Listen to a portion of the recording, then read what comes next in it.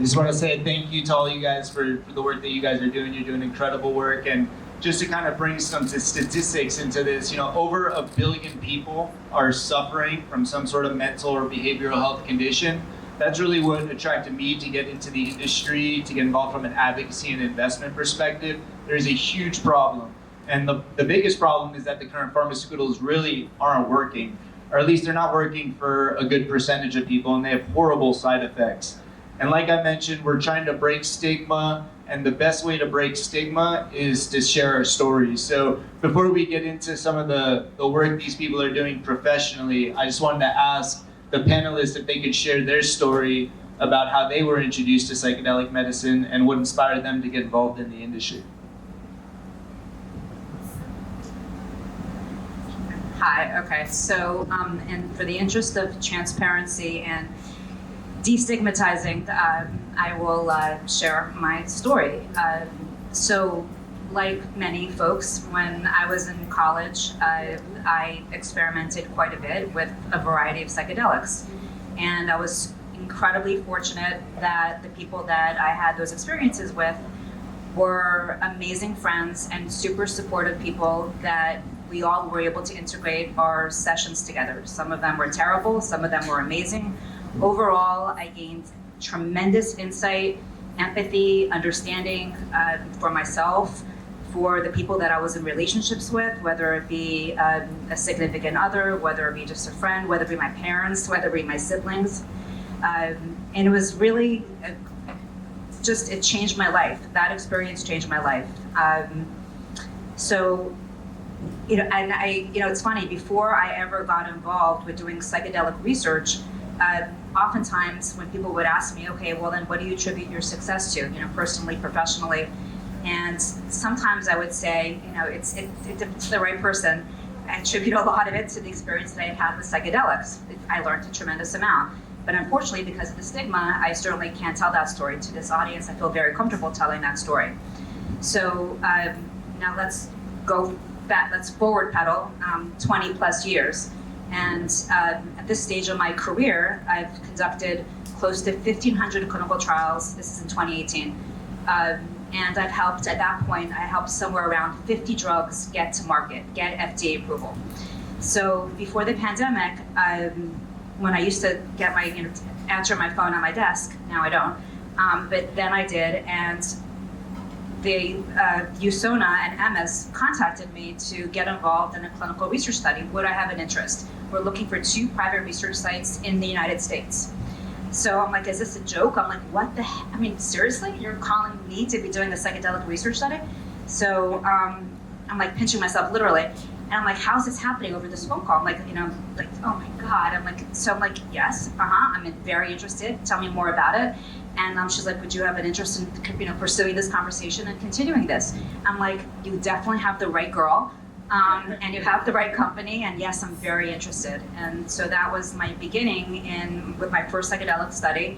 And the reason why we were contacted is because we did a lot of very good work. Like I had said, we'd done close to, at that point, 1,500 studies. I had the full infrastructure. I had over 100 employees at that time. So they knew what they were doing. I didn't understand at that point that we had the infrastructure in place to be able to embark upon this strategy, to embark upon the study. But they had faith. I had faith, my team had faith, and then we started. So that's how I got started.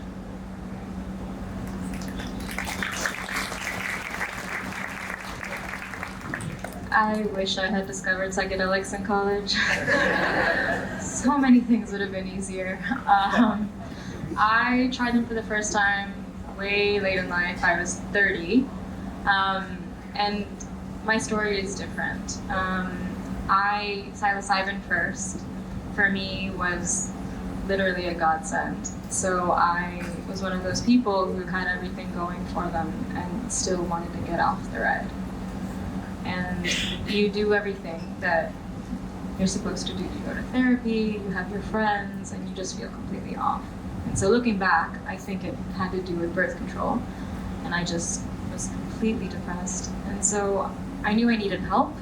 But then I thought, shit, I'm gonna go on antidepressants, one pill for another. I don't want to fuck myself up that way. And then there was preliminary research that psilocybin was helpful.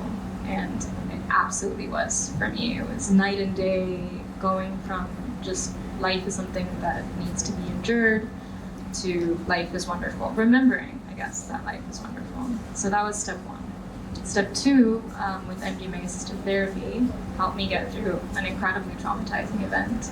And so again, you do all the right things. You have your friends, you do therapy, but as long as you're ruminating and having flashbacks, you just don't heal. And so MDMA-assisted therapy gave me the framework to deal with what happened to me, change the narrative and get past it. So I want everybody to have those experiences because I had a near perfect life and that's how I felt. Imagine if you come from a stigmatized background, if you're from a marginalized community, if you have compound trauma early in your life, like we need these medicines out there and we really need to improve access for everybody. So.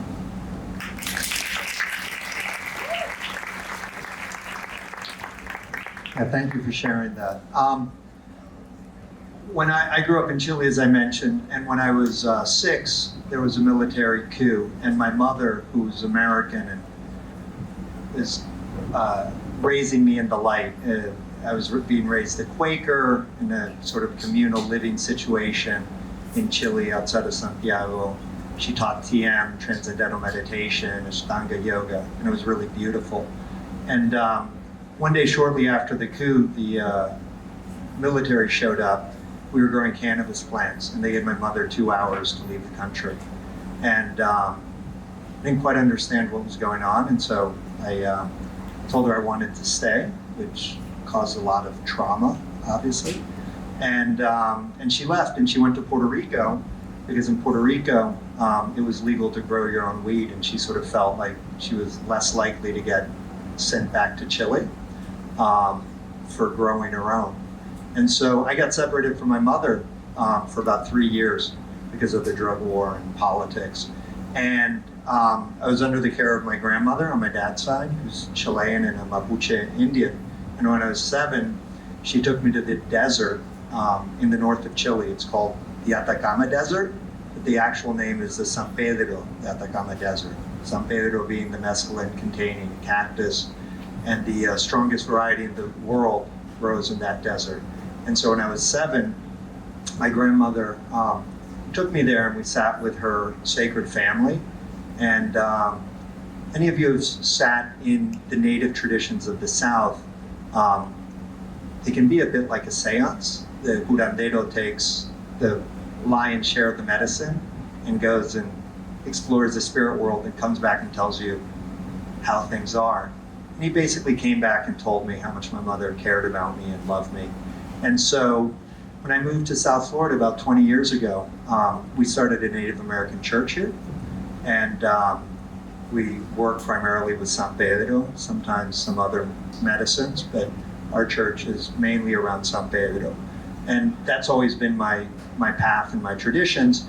And then, as I said, coming out of COVID, we just began to think, how could we help 1 million people heal the root cause of their suffering and disease?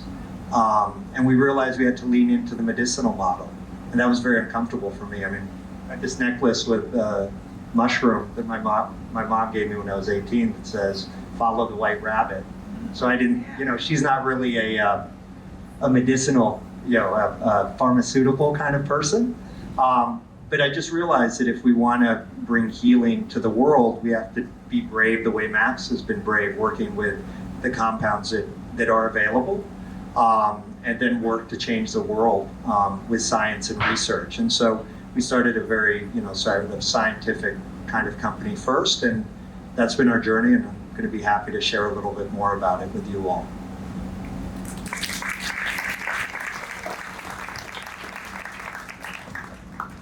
It's always so interesting to hear everyone's stories, and how personalized they can be. And my own story very much deals with the abstract. My mind kind of deals in abstractions, like that's just, compared to a lot of the people I know, it's very kind of abstract. And so the messages I've gotten from my own psychedelic experiences tend to be very abstracted and not always related to my personal life. So my first experience, at the time, I was not prepared for the experience, which, looking back on it, could have been a little dicey, but it turned out well. I was agnostic, somewhat nihilistic. You know, I was already a practicing psychiatrist, but burnt out, not happy, but didn't really have a sense of meaning to push me forward.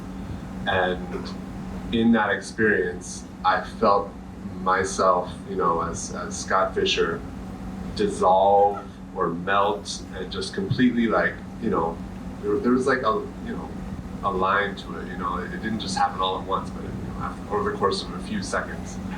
And I felt just, I don't know what word you could use, but a sacred spirit come in and, you know, completely displace who my ego, myself was.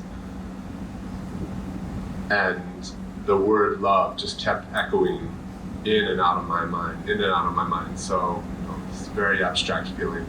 And that's sort of the message that keeps coming back to me in my practices, you know, is that love is the answer, is the key. It can sound trite, but when, you know, I think a lot of us have seen it in these experiences, we understand how important it is. I started getting really interested in infinity a couple of years ago because I love physics, I love cosmology, and I was trying to understand more about, okay, you know, the universe, our galaxy, our sun, our planet, you know, they all came from this big bang, this point of infinite density. And what does that mean to come from something that is infinite? And I started getting into mathematics, and you know, I don't have a great mathematical mind, but you know, I learned that it's been proven that, you know, there are infinite infinities, and they can never be fully described logically. It's just impossible to do. That's been proven definitively mathematically. But my most recent journey, the message was passed on that even though that is the case logically, love is still the predominant factor of all, like, creation and manifestation. So my path of integration, both personally and career-wise, has been to embody that as fully as I can.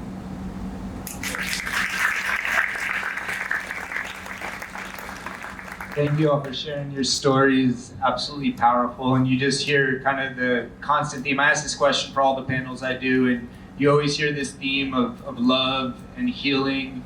And it's so different than really what I've always understood it to be, because I actually never tried my first psychedelic compound until I was 34 years old. So I was one of the people that actually held the stigma and really believed that it was bad for you. And it's amazing when people share their stories, just this recurring theme of love and healing and oneness that you just continue to keep hearing. So I really appreciate you guys sharing your stories.